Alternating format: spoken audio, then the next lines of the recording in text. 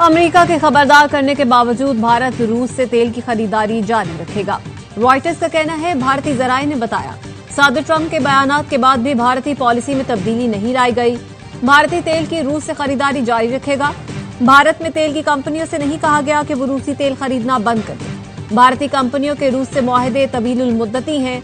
मुमकिन नहीं भारत एक ही रात में रूसी तेल लेना बंद कर दे। डोनाल्ड ट्रंप, अमेरिका के राष्ट्रपति डोनाल्ड ट्रंप जो हैं वो उखड़े हुए नजर आ रहे हैं और भारत पर लगातार तीखे हमले कर रहे हैं। लेकिन अब भारत के विदेश मंत्रालय के जो प्रवक्ता हैं रणधीर जायसवाल, उनकी ओर से ये बयान दिया गया है। उन्होंने कई सारे मुद्दों डराने धमकाने की कोशिश की जा रही है। लेकिन मैडम, आपको नहीं लगता कि इंडिया जैसा बड़ा मुल्क जिसकी 1.4 बिलियन की पॉपुलेशन और बड़ी मार्केट और अमेरिका का यू टर्न, ये तो मतलब आपको, हमें तो चलो बाहर बैठे हुए पाकिस्तानी तो खुश हो रहे होंगे फ्रैंकली स्पीकिंग के जी इंडिया अमेरिका के ताल्लुकात खराब हो रहे हैं, लेकिन इंडिया के अंदर आपको क्या लगता है सेंटीमेंट्स हो सकते हैं कि उसके साथ दगा किया गया है, झूठ बोला गया है, उसको भरे बाजार के अंदर इस तरह की बातें उसके एक दो खरीदेंगे। अब ये बड़ी खबर इसलिए है क्योंकि जो प्रेसिडेंट ट्रंप हैं, उन्होंने ये कहा है कि रशिया से तेल नहीं खरीदना।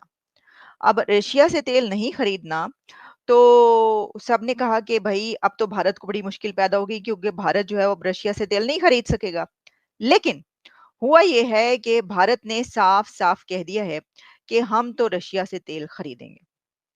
और इसके लिए जो उनके जायसवाल साहब हैं, जो ब्रीफिंग्स होती हैं डेली बेसिस पर, उसमें उन्होंने ये ऐलान किया, यानी मैं अपनी तरफ से आपको बिल्कुल नहीं बता रही हूँ। ये सर ये पाकिस्तान के खिलाफ कुछ करना होता है अमेरिका ने, तो वो भारत का साथ दे देते हैं, भारत की वाह-वाह कर देते हैं। और अगर उन्हें भारत को कोई टफ टाइम देना होता है तो वो उस वक्त भी पाकिस्तान का इस्तेमाल कर लेते हैं। यहाँ पर यही चल रहा है, वरना इससे पहले तो पाकिस्तान का भी इतना लाडला नहीं रहा। ये वही ट्रंप है ना जिन्होंने कहा था कि पाकिस्तान $33 बिलियन खा के बैठ गया और उसके बाद हमें धोखा दिया अफगानिस्तान में। ये ट्रंप के ही स्टेटमेंट है ना, अगर मैं गलत नहीं हूं तो। और इसी तरह की कई चीजें जो है, हिलरी क्लिंटन ने कह दिया कि जी आप बैकयार्ड में सांप पालेंगे तो आपको डसेंगे। पाकिस्तान के जायसवाल साहब हैं, जो ब्रीफिंग्स होती हैं डेली बेसिस पर, उसमें उन्होंने ये ऐलान किया, यानी मैं अपनी तरफ से आपको बिल्कुल नहीं बता रही हूँ। ये सर ये बाकायदा ऐलान किया गया है और ये कहा गया है कि हम नहीं मानते जुल्म के ये ज़ाब्ते। कुछ इस तरह की, मतलब लिटरली तो उन्होंने ये बात नहीं की। अमेरिकी धमकियों के बावजूद भारत रूस से तेल खरीदारी जारी रखेगा, रिपोर्ट। और ये टाइम पर भी यही बात की थी ईरान को लेकर। लेकिन भारत जो है वो मुझे नहीं लग रहा कि वो अमेरिका की इस वक्त सुनने के मूड में है। लेकिन कुछ भी कहिए, अमेरिका सुपर पावर है, कहीं ना कहीं से हो सकता है किसी किस्म का प्रेशर जो है उनके ऊपर बिल्ड किया जाए। क्योंकि एक तरफ कहते हैं कि इनकी इकोनॉमी के बारे में भी उन्होंने कह दिया कि डेड इकोनॉमी है, कभी कुछ कह दिया। तो ये तमाम चीजें यकीनन थोड़ा मेरे ख्याल है डराने धमकाने की कोशिश की जा रही है। लेकिन मैडम, आपको नहीं लगता कि इंडिया जैसा बड़ा मुल्क जिसकी 1.4 बिलियन की पॉपुलेशन और बड़ी मार्केट और अमेरिका का यू टर्न, ये तो मतलब आपको, हमें तो चलो बाहर बैठे हुए पाकिस्तानी तो खुश हो रहे होंगे फ्रैंकली स्पीकिंग के जी इंडिया अमेरिका के ताल्लुकात खराब हो रहे हैं, लेकिन इंडिया के अंदर आपको क्या लगता है सेंटीमेंट्स हो सकते हैं कि उसके साथ दगा किया गया है, झूठ बोला गया है, उसको भरे बाजार के अंदर इस तरह की बातें उसके एक दोस्त या एलाय के बारे में करना, आपके ख्याल में इंडिया में क्या सेंटीमेंट्स हो सकते हैं? सर जाहिर है इसको, इस चीज को अच्छे तरीके से नहीं लिया जा रहा होगा और जो पोजीशन है वो अपने लिए इस्तेमाल करेगी इसको। वो एक उनके लिए प्लस पॉइंट हो जाएगा कि देखो जी मोदी जी की गवर्नमेंट को क्या कहा जा रहा है। और जो गवर्नमेंट है वो जाहिर है उसको भी लग रहा होगा कि भाई ये तो हमारे दोस्त है। लेकिन ज्यादातर धोखे और ज्यादातर जो नुकसान होते हैं वो ये याद रखना चाहिए वो दोस्तों की तरफ से ही आते हैं। इसलिए कि दुश्मनों से तो आप वैसे ही अलर्ट रहते हैं। आपको रहता है कि जी अगर आप कंट्रीज की बात ना भी हो, इंडिविजुअल भी हो, तो जिन लोगों के साथ हमारी बनती नहीं है या वो नहीं है, उनसे तो हम वैसे ही अलर्ट रहते हैं कि ये हमारे बारे में क्या बात करेंगे, ये हमें क्या नुकसान पहुंचा सकते हैं। लेकिन दोस्तों के ऊपर तो आपको भरोसा होता है, उनके ऊपर तो आपको यकीन होता है कि ये तो हमारे बारे में ना कोई बात करेंगे, ना हमें कोई नुकसान पहुंचाएंगे।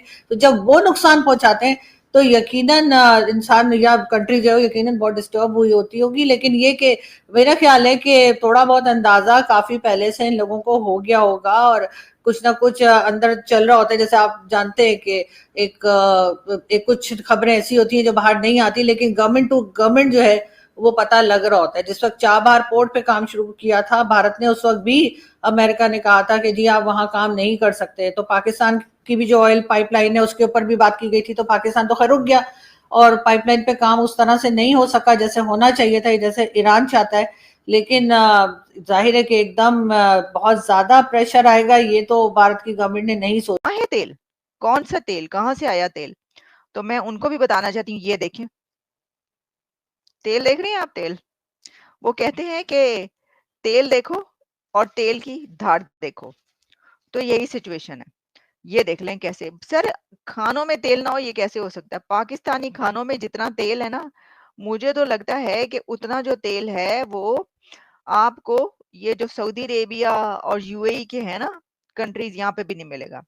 तो ये देखें, तेल तो निकल आया, तेल तो निकल चुका है। और जाहिर है जब इतना तेल होगा जितना कि आप देख रहे हैं, तो फिर सारे कंट्रीज तो भागे भागे आएंगे। वो तो कहेंगे कि जी हम आपके कंट्री से तेल निकालना चाहते हैं। लेकिन भारत और अमेरिका के बीच चल रही तनातनी अब सिर्फ ट्रेड तक सीमित नहीं रही, ये अब सीधा ऊर्जा नीति और विदेश नीति की दिशा तय करने लगी है।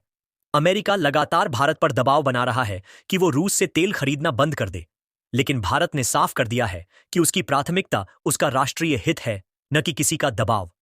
हाल ही में अमेरिका ने भारत पर टैक्स यानी टैरिफ को बढ़ाकर 29% कर दिया, जबकि पाकिस्तान पर इसे कम करके 1900% कर दिया गया। अब सोचिए, ये संदेश क्या देता है?